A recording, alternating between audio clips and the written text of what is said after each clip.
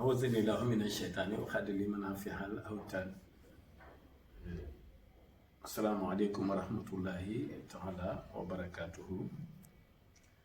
Yéen ndaw yi réew mi lii waxi ku tedd ki la wax ni bu ngeen bañee gàccewu, bu ngeen bañee ruus, de leen jiital science xam-xam ci tazawudu shuban ak tazawudu sixaar ak jawharu nafis ak fépp lay wax ak ndaw ñi ci jiital xam-xam.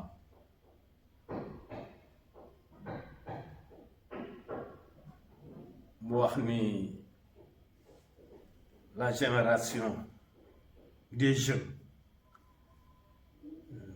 si vous redoutez la honte, faites précéder l'action de la science.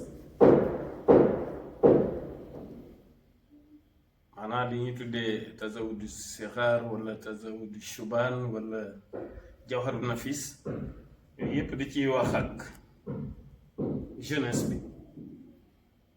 waaye pour mu yërmande joo xamante ne bii fi ñu toll di xale yi nga xamante ne bii dañuy jàng nasaraan yeneen langue ñi jàngul arab, téere yooyu nga xamante ne bii da ciy ñaax ndaw ñi ci xam-xam, dañu ko traduire en français et en anglais. bay jàng beneen langue bu dul arab yi itam di ko nemmeeku def ciy baax ngir xam ku tedd ki ni muy teetee ndaw liy wut xam-xam, ak surtout xam-xam bi nga xam ne moo ëpp njëriñ, moo am tey ak ëllëg. ndax yeneen xam-xam yi xañ na fii rek la yem, waaye Sëriñ Tuubaa nag moom xam-xamam day xam-xam boo xamante ne bii dalay jariñ tey jariñ la ëllëg. moo tax ndaw ñi di ko war a bàyyi xel. loolu lañ leen di baaxee yéen ndaw yi réew mi. asalaamaaleykum wa rahmatullahi wa barakaatu.